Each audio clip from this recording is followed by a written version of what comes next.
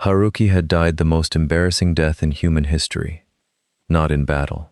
Not in some noble accident. He slipped on a puddle outside a convenience store, hit his head on a fire hydrant, and that was it. Lights out. Goodbye, Haruki. You had 28 years on this earth, and you spent 20 of them watching dramas, so really, this was coming. He expected darkness, maybe a white light, maybe his grandmother waiting for him with warm rice and a disappointed expression. What he did not expect was to open his eyes inside a wooden room that smelled like incense and old silk, with the sound of birds outside and zero electricity anywhere in sight. He sat up slowly. His body felt strange and light, and his hands were small and pale and soft, in a way his actual hands never were. He looked around the room. There was a bronze mirror on the low table. He crawled to it and looked at his reflection. A young man looked back at him. Pretty face, dark hair pinned up loosely, lips the color of a plum, cheekbones that could cut glass. Haruki touched his cheek. The reflection touched its cheek. "Okay," Haruki said to nobody. "Okay, this is fine. I am in a historical drama. I have transmigrated. I watched enough of these to know exactly what is happening." He stood up carefully, wobbled because his legs were wrapped in layers of silk robes, and grabbed the table for support. A memory that was not his floated into his head like a stray leaf. The name Yukimasa, a minor concubine, gifted to the palace by some provincial lord 3 years ago as a gesture of political goodwill, never summoned by the emperor, never visited, never looked at. He lived in a small courtyard at the back of the inner palace, tended to by one old maid named Hana, and mostly forgotten by everyone, including the kitchen staff who sometimes sent his meals cold. Haruki blinked. So he was inside the body of a male concubine who was so unimportant that the palace had basically misplaced him. He thought about this for a very long moment. Then he sat back down on the floor and said, "Perfect. This is actually perfect." Because here was the thing. In every transmigration story he had ever watched, the transmigrated person always made one fatal mistake. They got involved. They fell in love. They caught the emperor's eye. They started scheming. They got tangled in palace politics and ended up crying in the rain at least 3 times before episode 12. Haruki was not going to do that. He was going to be smart. He was going to stay invisible, gather information, find a way out of the palace, live quietly in some small village somewhere, and have absolutely zero romantic or dramatic entanglements with anyone, especially not an emperor. He already had a plan forming. He just needed to be calm, logical, and completely boring. The door to his room slid open, and the old maid Hana shuffled in, carrying a tray of food and looking mildly surprised that he was awake. "Young Lord Yukimasa," she said, "you are up early." "Hana," Haruki said, using the name from the memories. "I have decided to take morning walks, starting today. Can you tell me the layout of this courtyard and which areas are restricted?" Hana blinked at him. "I mean," Haruki said quickly, "I want fresh air. For my health, no dramatic reason." Hana stared at him for another moment. Then she said, "You seem different today, young lord." "I slept very well," Haruki said with a smile that he hoped looked natural and not like someone who had just woken up in a completely different century. She set down the tray and began describing the courtyard boundaries, the garden paths, which gates were guarded, which ones led to the outer palace. Haruki listened and mentally mapped everything. He nodded and ate his breakfast and felt genuinely hopeful for the first time since opening his eyes in this silk disaster of a room. He could do this. He was going to get out of here without a single dramatic incident. The universe, unfortunately, had already decided otherwise, because at that exact moment there was a commotion outside. Voices, footsteps, a lot of footsteps. Hana went pale and dropped to her knees, pressing her forehead to the floor, and Haruki had just enough time to wonder what was happening before the courtyard gate opened and a group of imperial guards stepped in. Behind them, wearing dark robes and an expression that suggested he had not smiled since birth, was the most beautiful and most terrifying man Haruki had ever seen in 2 lifetimes. Emperor Kagero, age 26, ruler of the Hira dynasty. Known throughout the realm for being brilliant, cold, unpredictable, and deeply exhausting to be around. He stopped in the middle of the courtyard and looked directly at Haruki. The silence stretched like taffy, being pulled very slowly. Haruki, who had promised himself 0 dramatic incidents, felt his plan crumble into dust in real time. "So," the Emperor said, very quietly, "this is where they put you." It did not sound like a compliment or a criticism. It sounded like someone who had just discovered something unexpected and was not yet sure how he felt about it. Haruki stood very still and thought, very loudly, in his head, "I am invisible. I am a wall. I am a piece of furniture. Please look away." The Emperor did not look away. He kept looking at Haruki with those dark, unreadable eyes, and Haruki had the horrible sinking feeling that his plan to stay boring and invisible had already failed before breakfast was even finished. This, he thought, is going to be a problem. A very handsome problem, which somehow made it worse. Haruki had a theory. The Emperor, Kagero, had come to his courtyard by accident. Maybe he was taking a walk. Maybe he got lost. Palaces were big and confusing places, and even emperors could take a wrong turn, right? This theory lasted exactly 1 day. The next morning, Kagero came back. He arrived just as Haruki was doing stretches in the courtyard, which Haruki had started as part of his escape fitness plan, and which probably looked very strange to anyone watching. Haruki was mid-lunge when he heard the footsteps and looked up to find the Emperor standing at the gate again, arms folded, watching him with that same unreadable expression. "Your Majesty," Haruki said, straightening up fast and nearly falling over. "Continue," Kagero said. He walked in, sat on the stone bench near the garden, and just stayed there. Haruki stared at him. Kagero stared back. "Are you waiting for something?" Haruki asked, because he had always been bad at polite silence. In his previous life, he was the person who talked in elevators and asked cashiers how their day was going. "I come to my own palace whenever I wish," Kagero said, not unkindly. Just as a statement of fact, like the sky is blue, or fire is hot, or emperors sit on other people's garden benches apparently. "Of course," Haruki said. "I only meant, is there something you need? Something I can help with?" The Emperor looked at him for a moment, and then said, "You ask strange questions." "I am a strange person," Haruki said honestly. Something flickered in Kagero's eyes. Not quite amusement. Something close to it maybe. Like a fire that was not sure yet if it wanted to catch. He left after an hour without saying anything else significant. Just sat there quietly, looked at the garden, watched Haruki badly fail at doing a proper lunge, and then left as silently as he arrived. He came back the next morning, and the morning after that. By the 5th morning, Haruki had accepted that this was now a pattern and decided to just talk normally, because the polite silence was genuinely going to kill him. He started narrating whatever he was doing, like a very calm tour guide. "I am checking which herbs grow in this garden because I want to know if any of them are useful. Oh look, that is ginger. Did you know ginger is good for digestion? I had terrible digestion back in my previous life. I mean, in my childhood, when I was young, which I still am." "Relatively?" Kagero, seated on his bench, said. "Your previous life. Figure of speech," Haruki said quickly. There was a pause. "You did not used to talk this much," Kagero said. Haruki froze. "You knew the previous me? I saw you once, when you first arrived, 3 years ago." The Emperor paused, as if deciding something. "You stood at the back of the courtyard and looked at the ground the entire time." Haruki processed this. The original Yukimasa had been that quiet, that invisible. He felt a small ache for whoever that person had been. Someone had given him to a palace as a political favor, and then everyone had just forgotten about him like a library book returned to the wrong shelf. That was genuinely sad.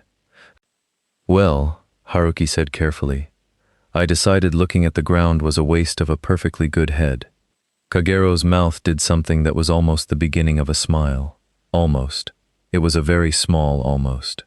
"You are very different from before," he said. "People change," Haruki said with the confidence of someone lying through their teeth for the 5th time that morning. Hana had told him, the night before, that the emperor visiting any concubine's courtyard was the single most unusual event to happen in the palace in 3 years. The other concubines were apparently losing their minds. There were rumors already. Haruki had groaned into his pillow for a very long time after hearing that. He did not want rumors. He wanted obscurity. He wanted to be so boring that nobody ever thought about him. He wanted to be the human equivalent of a beige wall. And yet here was the most powerful man in the dynasty, sitting on his garden bench at 7 in the morning, like a very expensive decorative statue, who had opinions about lunge technique. "Your Majesty," Haruki said, sitting down cross-legged on the grass because his legs were tired and he had given up on protocol approximately 3 days ago. "Can I ask you something?" Kagero looked at him. In the palace hierarchy, no concubine sat on the ground in front of the emperor like a college student at a picnic. Haruki was currently breaking about 6 different protocols. Kagero did not say anything about it. "Why do you keep coming here?" The emperor was quiet for so long that Haruki thought he was going to leave without answering. He was mentally composing an apology for asking. Then Kagero said, "This courtyard is quiet. The whole palace is quiet. Not the same kind of quiet." Haruki looked at him. The man truly had no idea how to communicate with another human being, did he? He was like a person who had lived their whole life surrounded by people who were too scared to just talk to him normally, and so he had simply stopped expecting it. Which, Haruki realized, was probably exactly true. "You can come here whenever you want," Haruki said, because he was apparently incapable of turning away someone who looked lonely, even when every survival instinct told him this was a terrible idea. "Just maybe warn me first, so I am not doing something embarrassing when you arrive." "Like the stretches?" Kagero asked. "Those were important exercises.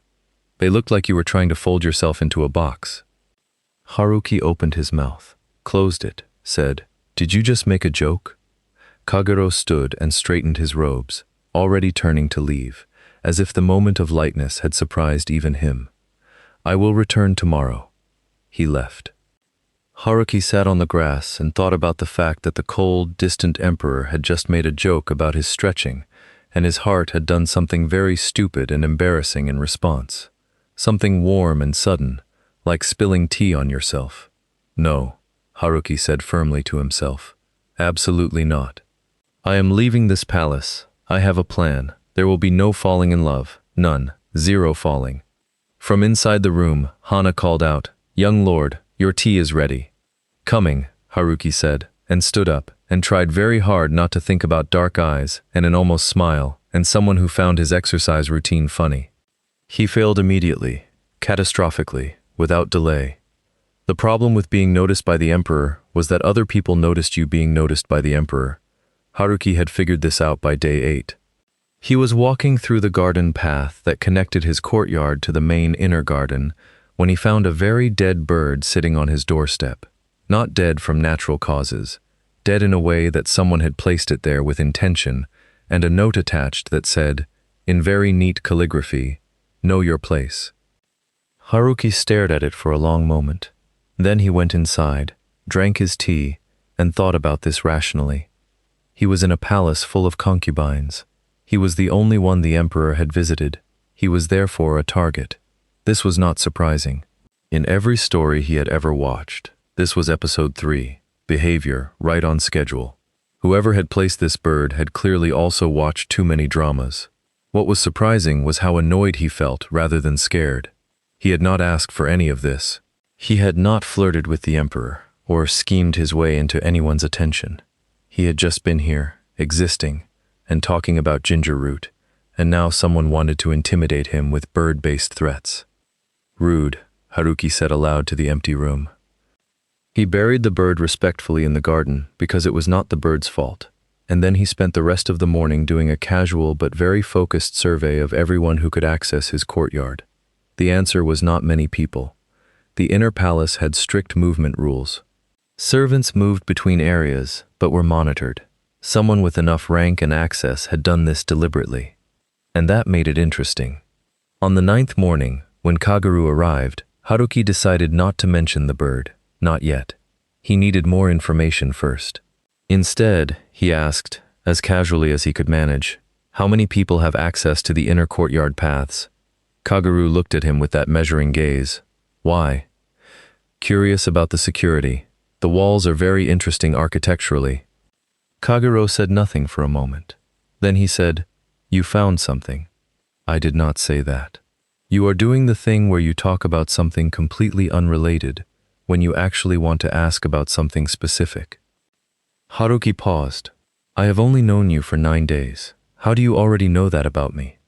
"I pay attention," Kagero said simply. This was somehow both flattering and alarming in equal measure. Haruki sighed and told him about the bird. The Emperor's expression did not change much, but something in the air around him did, the way the air changes before it rains, quiet and charged and a little dangerous. "Show me where it was," he said. "I already buried it." "Why did you bury it?" "Because it was just a bird. It did not deserve to be thrown in the trash." Another small pause, another almost expression on the Emperor's face. Haruki was starting to collect these. He was keeping them in a small mental box labeled, "Do not think about this." "I will investigate," Kagero said. "You do not have to," Haruki said. "I can handle it." "I know you can," Kagero said, "but I will anyway." It took everything Haruki had not to read too much into those 3 words. The same afternoon, a palace official named Fujisawa came to his courtyard with a polite smile and an invitation to a gathering of the inner concubines, which was a fancy way of saying all the people who wanted to assess him in person were requesting a formal audience. Haruki went, because refusing would cause more drama than attending. The gathering was held in a large, elegant room with beautiful floor cushions and tea that smelled expensive enough to have its own name. There were 4 other concubines. They were all stunning and all watching him with varying levels of open calculation. The most senior was a man named Ryusei, graceful and composed, who had been at the palace for 6 years and had received more of the Emperor's attention than anyone before Haruki arrived. Ryusei poured tea with perfect elegance and said sweetly, "We have heard so much about you, Yukimasa. It is wonderful that His Majesty has finally shown you some kindness after 3 years of such quiet living." "Quiet living is underrated," Haruki said pleasantly. "I actually prefer it very much." Ryusei's smile did not waver. "Surely you hope for more than that." "I hope for good food, pleasant weather, and continued health," Haruki said. "Very simple goals. I am a simple man." There was a tiny pause. One of the other concubines, a gentle-looking person at the back, covered a smile with his sleeve. Ryusei looked at Haruki with an expression that was too serene to be genuinely friendly and said, "You are very interesting, Yukimasa." In the hierarchy of things people said that were actually threats, dressed in compliments, "very interesting" was near the top of the list, just below "how unique you are," and "I have been watching you." Haruki smiled back with the same level of cheerful blankness and said nothing that could be used against him. He left the gathering without giving anyone any useful information about himself and walked back to his courtyard with the calm satisfaction of someone who had survived round 1 with 0 casualties. Hana was waiting and asked how it went. "Well," Haruki said, "1 confirmed enemy. Several unknowns. Someone in that room definitely placed that bird on my doorstep." Hana looked alarmed. "Do not worry," Haruki said. "I am not going to engage with any of it. I am going to be very boring and very hard to provoke, and eventually they will find someone more interesting to focus on." He paused. He thought about Kagero saying, "I will anyway." "Probably," he added quietly, and went inside, and stared at the ceiling for a long time, thinking about all the things he was definitely not going to feel. Winter came to the palace in layers. First the leaves went red and gold. Then the mornings got sharp and cold enough to make breathing feel like drinking ice water.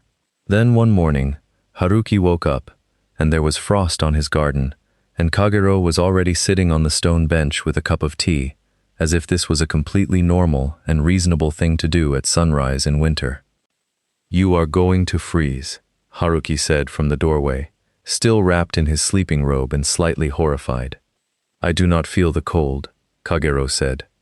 "Everyone feels cold. That is literally what cold is. It is a physical condition, not a choice." Kagero looked at the cup in his hand. "I brought extra tea." Haruki stared at him.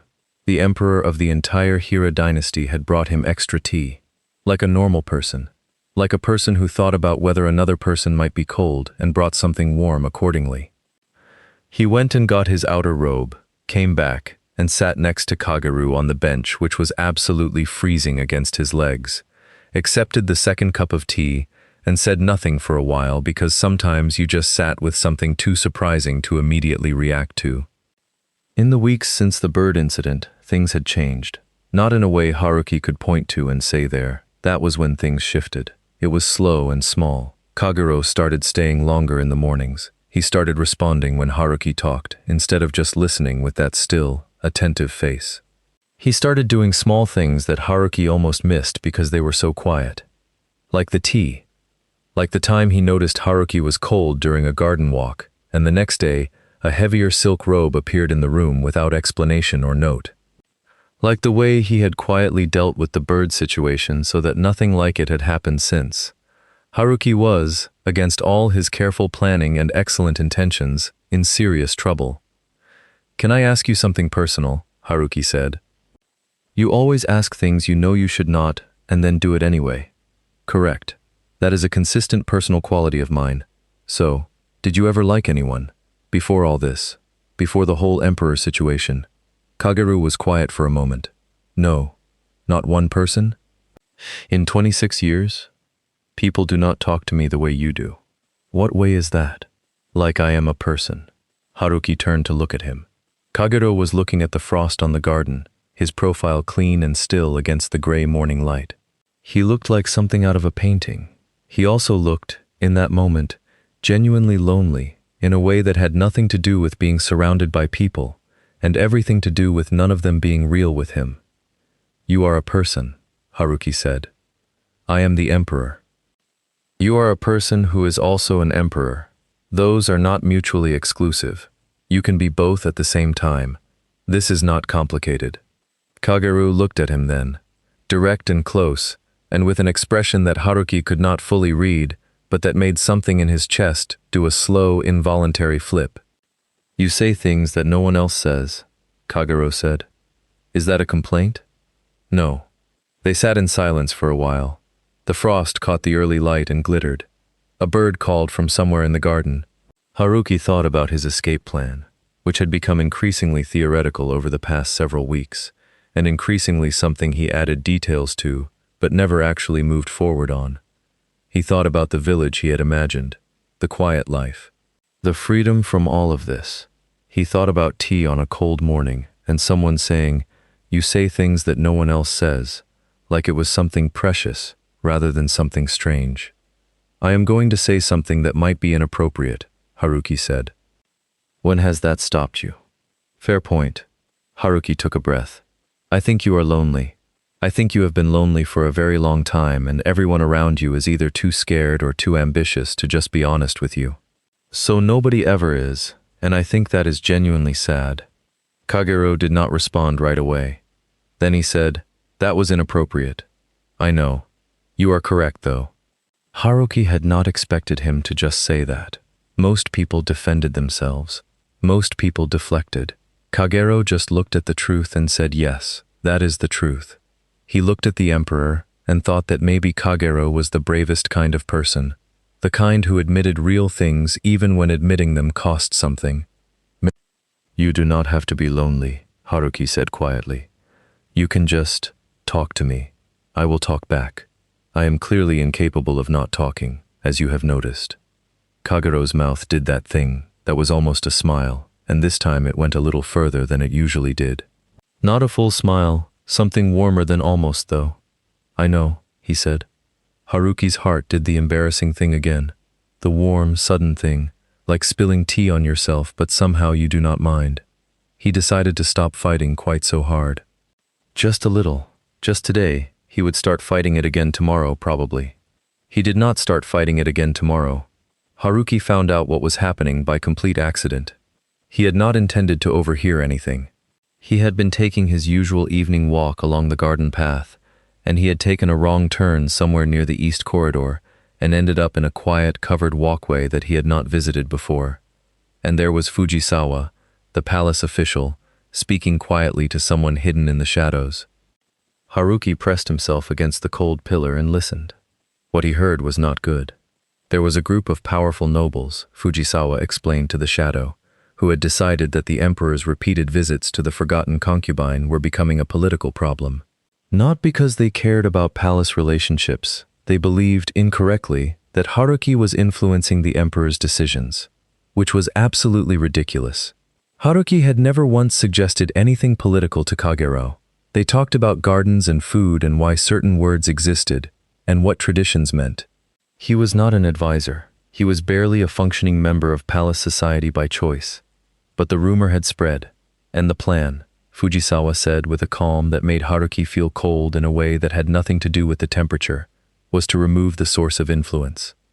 Remove Yukimasa from the palace. Not kindly. Haruki walked back to his courtyard very carefully and sat down on the floor and thought. This was the moment, the one every transmigration story had, the dramatic turning point where the protagonist had to choose. He could run. He had been thinking about running since day one. He had the map in his head. He knew the path to the eastern gate that was least watched at dawn. He could be out of the palace before anyone noticed he was gone. He should run. This was the logical choice. Leave before it got dangerous. Go live in the village. Have the quiet life. Eat soup in peace. No one would hurt him if he simply was not here. He sat with this for a very long time. Then he went to find the emperor. This was not logical, and he knew it. Fujisawa was a palace official with access to many places and people, and if Haruki disappeared quietly, the people behind this plan would still be there, still have power, still be able to do the exact same thing to the next person who caught Kagero's attention. And Kagero would not know why. He would just have another person vanish from his life without explanation, which was exactly the kind of thing that taught people it was safer not to care about anyone. Haruki was not going to do that to him. He found Kagero in his private study. He knocked properly this time because the situation was serious enough to remember manners.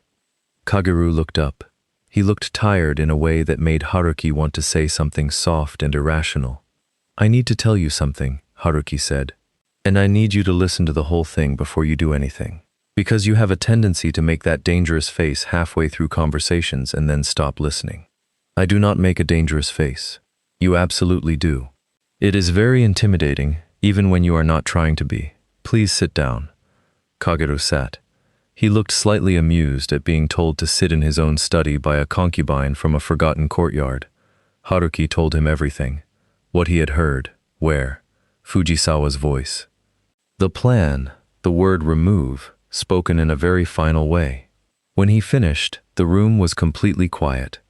Kageru's expression was exactly the dangerous face that Haruki had warned about. "They believe you influence my decisions," Kagero said. "I know. It is not true. I have never once suggested you do anything political." "I know that."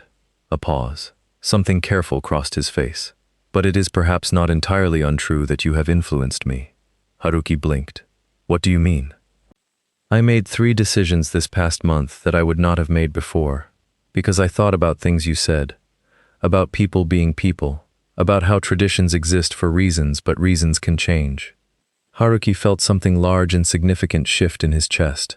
He had not meant to do that. He had just been talking the way he always talked. "I did not mean to," he said.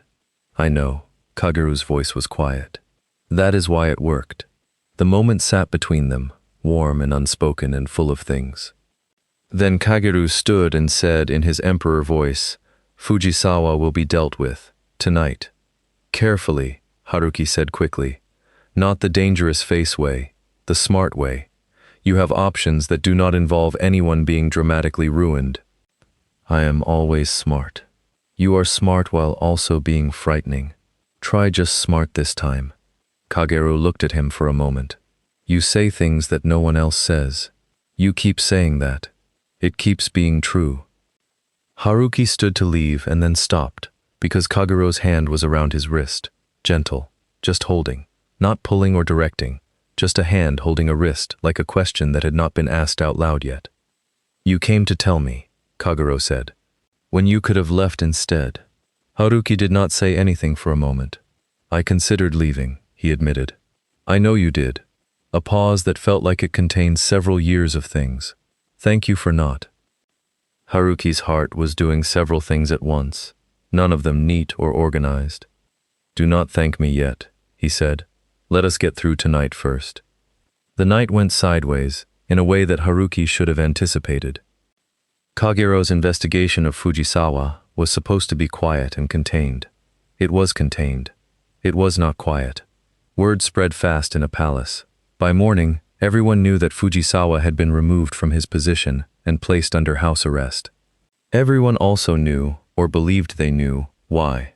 And because palace gossip was a living creature with no regard for accuracy, what spread was a heightened version involving Haruki orchestrating the whole thing from his forgotten courtyard, like some kind of shadow strategist who had appeared from nowhere with a mysterious agenda.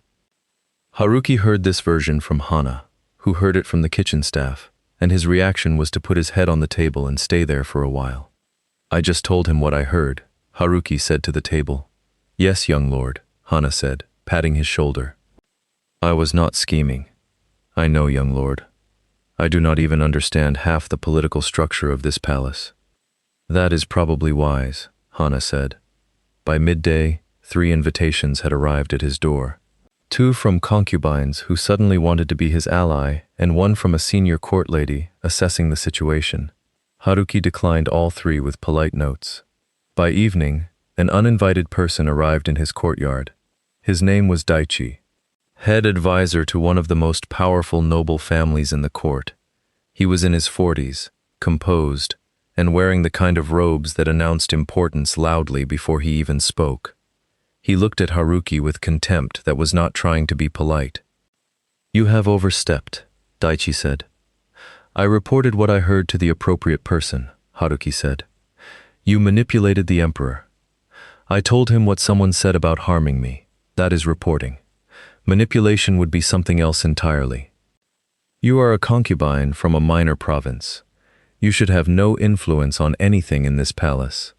Haruki looked at this man, all his gold robes and certainty, and felt something settle inside him. Not anger, something quieter and more solid. You are correct that I came from a minor province, Haruki said evenly. But I am telling you, as clearly as I can, that I have never once advised the emperor on political matters, and I have no interest in doing so. What I did was tell him someone was planning to hurt me. Any person would do the same. Any person, Daichi said with a cold smile, is not in a position where the emperor cares whether they are hurt or not. This landed differently than Daichi intended, because Haruki heard it clearly. The emperor cares. That was the actual problem. Not Haruki's scheming, not Haruki's ambition, just Kagero caring about someone, and everyone around him not knowing what to do with that. I am sorry, Haruki said, and meant it, though not the way Daichi expected. I am sorry that caring about another person has become a political crisis in this place. That seems like a very exhausting way to live. Daichi stared at him. I do not want power, Haruki continued. I do not want influence or position or any of the things people are worried about. I would very much like to live quietly and bother no one. But I am not going to pretend I heard nothing and let someone plan something dangerous, because that is not who I am. A long silence. Daichi looked at him with an expression that was no longer contempt, but something more complicated. Reassessment. Like he had come expecting a particular kind of person and found something entirely different. You are nothing like what I expected, Daichi said finally. I hear that a lot recently, Haruki said. Daichi left without another word. Later, well past midnight, Kagero came to his courtyard. Not in the morning, at night, which had never happened before and which made Haruki's heart do something very immediate, when he stepped outside and found the emperor standing in his garden, looking at the stars. You handled Daichi, Kagero said, not a question. I talked to him. I am not sure that counts as handling. He reported to me afterward, said you were unexpectedly direct. That is a polite way to say blunt. Yes. A pause. Kagero turned to look at him. In the darkness and the cold starlight, something in his expression was different, open in a way Haruki had not seen. Are you all right? Haruki blinked. Me? You were threatened. Twice now, Once with the bird, once tonight with Daichi standing in your courtyard. I am fine. Haruki. He had used that name, not Yukimasa, Haruki. How do you know that name? Haruki said, very quietly. Kagero looked at him. You said it once, in the garden, early on. You were talking to yourself, and you used it like it was your real name. Haruki felt something shift in the ground beneath him. Is it? Kagero asked. A long silence. Longer than most. Yes, Haruki said finally. It is. Kagero nodded, like this confirmed something he had held quietly for a while. Are you all right, Haruki? He said again. Haruki thought about the honest answer. I am scared sometimes, he said. But I am okay. Are you? Kagero looked surprised by the question. Genuinely surprised. Like someone had handed him something he had not known he was waiting for. Less so, he said, than before you. Haruki's heart did not do anything embarrassing this time. It just felt full, quietly and steadily full, like a cup filled all the way to the edge without spilling. That is a very important sentence, Haruki said softly. I know, Kagero said. They stood in the cold together for a long time, and it was the least lonely either of them had felt in years. The problem with feelings was that you had to eventually do something about them. Haruki had been successfully avoiding doing anything about his for several weeks. He was very good at performing normality. He talked to Kagero every morning, sometimes in the evenings too, and he kept everything light and fond and carefully not quite romantic, because the moment he crossed that line, there was no going back to where they had been. He was not going to cross that line. He crossed it on a completely ordinary morning in early spring. They were in the garden. Kagero had been telling him about a diplomatic situation that was frustrating him, using the careful abbreviated language he used when discussing things he could not be fully specific about. Haruki was listening and offering the kind of responses that were helpful, but that Haruki insisted were not political advice. They were common-sense observations from someone who had watched too many dramas and absorbed too many patterns. And then Kagero said, quietly, mid-sentence about something else entirely, I do not want you to leave. Haruki stopped. I know, Kagero continued, looking at the garden rather than at Haruki, that you think about leaving. I have seen the way you look at the gates sometimes. I am not saying this to stop you. I am saying it because it is true, and I think you should know it is true. Haruki's carefully built emotional barrier, which he had been constructing and reinforcing for 2 months, and which he was quite proud of, fell down completely, not slowly, all at once, like a wall that had been standing on trust rather than structure. Kagero, he said. The emperor looked at him. I think about leaving, Haruki said honestly, because they had apparently reached the part of this relationship where honesty was the only option. About 30% less than I used to. And the 30% I still think about it. I do not actually want to go anymore. I just think about it because leaving was the plan, and I am someone who gets attached to plans even after the situation has changed completely. A pause. The situation has changed, Kagero said. Very significantly, Haruki agreed. Because of me. Yes, because of you. Because you drink tea in my garden at sunrise, and you remember things I say, and you told me I say things nobody else says, and I think about that a completely unreasonable and embarrassing amount. Kagero was looking at him with that steady gaze, and Haruki decided to just finish saying the thing, because he had already said everything else, and there was only one direction left, and going halfway was somehow more frightening than going all the way. I am not going to say I love you because that feels premature and also terrifying, Haruki said. But I am going to say that you are the most unexpected person I have ever met, and I would very much like to keep meeting you every morning for the foreseeable future. Possibly the unforeseeable future also. We will see how it goes. The silence after this was very long. Long enough that Haruki started to seriously panic on the inside, while maintaining an extremely calm face on the outside, which took significant effort, and which he was not sure he was succeeding at. Then Kagero said, That is the strangest confession I have ever heard. I have never confessed anything before. Please be gentle. You said foreseeable future. It felt more honest than forever. I do not know the future. I know the foreseeable parts, and those are good. Something in Kageru's expression broke open, not in a dramatic way, in the quiet way that real things opened, like ice letting go of a riverbank in spring, slow, and then all at once. "Stay," he said, simply, just that one word. "Yes," Haruki said, just that one word back. And then, because Haruki was constitutionally incapable of letting a serious moment stay serious for too long, "Also, I want to be very clear that I am slightly panicking inside right now. Just so you know, this is new for me." "I know," Kagero said. "You always say I know. Because I pay attention." Haruki laughed.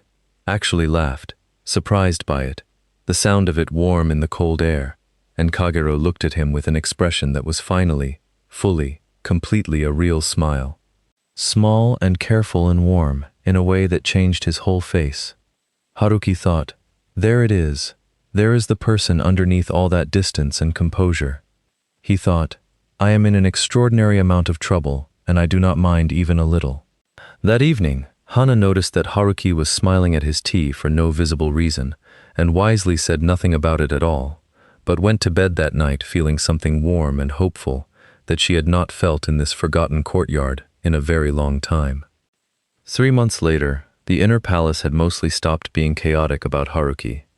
Not because things had calmed down entirely, but because Haruki had become, through a combination of relentless normalcy and complete refusal to engage with any political games, very difficult to be dramatic about.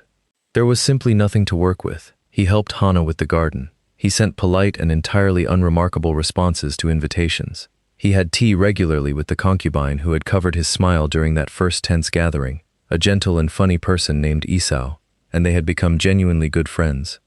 He stopped looking at the eastern gate quite so often. He still had his escape route memorized. He was not reckless. He kept it in the back of his mind the way you keep an umbrella by the door, not because you expect rain. Just because knowing it is there makes you feel better about going outside. But the village, the quiet soup life, the total disappearance into comfortable anonymity, that had been quietly set down somewhere and left, not thrown away. Just left the way you leave something when you realize you do not need it the way you once thought you did. He was building something different here instead. Kagero changed slowly and in ways that the court noticed, even when nobody quite understood what was causing the change.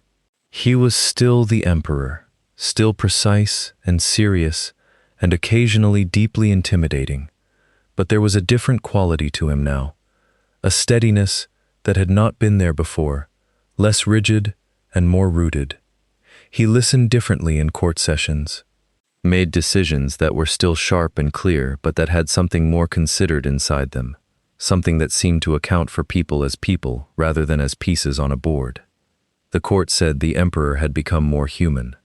Haruki heard this from Isao over tea and thought, yes, well, humans tend to become more themselves when someone treats them like one. On the morning exactly 4 months after Haruki had opened his eyes, in a strange silk-draped room, and decided to be boring and invisible and escape as soon as possible, he was in the garden when Kagero arrived. Kagero sat on the bench. Haruki brought 2 cups of tea and sat beside him. They were quiet for a while. The garden was alive with spring, green and soft, the frost long gone and the first flowers opening along the wall in small, careful clusters. I have been thinking, Haruki said. You are always thinking. It is constant. I know, it is a personal flaw. He held his cup in both hands and looked at the flowers. I have been thinking about what I want, not just right now, in general. Kagero was quiet, listening with that full attention that Haruki had come to rely on without meaning to. When I first got here, Haruki said, I wanted to leave. That was the only thing. Freedom, quiet, nobody's business but my own. He paused. I still want those things. But I also want this. And for a while I thought those 2 things could not exist at the same time. And now? Kagero asked. Now I think they can, if I am honest about what I need, and if you are honest about the same things, and we figure it out as we go, rather than assuming. Kagero turned to look at him. His expression was open in the way it only ever was here, in this courtyard, in this morning light. Tell me what you need, he said. Haruki looked back at him. To be a person, he said. Not a concubine title, or a political symbol, or the emperors, whatever, that everyone has opinions about. Just a person who you like, and who likes you back, and who we figure out what that means together, slowly, honestly, with a lot of talking, because that is apparently unavoidable with me. A long moment of quiet. That is all you want? Kagero asked, and there was something underneath the question that sounded like, that is so simple. Why did no one ever ask for something so simple before? Why did it take this long to be simple? That is all I want, Haruki said. Then that, Kagero said, very simply, is what you have. They drank their tea. The flowers opened a little more in the morning warmth, the way things open when the conditions are finally right.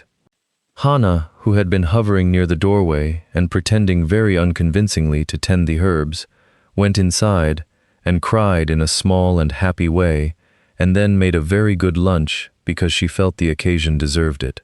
Later, Haruki would not be able to say exactly when the escape plan became something he simply did not need anymore. It did not happen in one moment. It happened the way real things happened, slowly, then all at once, then so naturally that one day you looked around and realized you had been choosing to stay for weeks without even marking the decision. He never went to the small village. He built something better. He built a garden he knew by name and season, a bench that held 2 cups of tea every morning, a friendship with Isao who laughed very easily and had excellent opinions about food, a slowly growing warmth with an emperor who was learning, one very ordinary day at a time, what it felt like to be treated like a whole person, rather than a position. And sometimes, at night, when the stars were clear and the palace was quiet, Haruki would sit outside and think about a convenience store and a fire hydrant and the embarrassing way he had arrived here, and he would think, well, that was a terrible way to start, and this is a surprisingly good way to continue. He was not running anymore. He was exactly where he wanted to be. And for the first time in 2 lifetimes, that was more than enough. It was everything.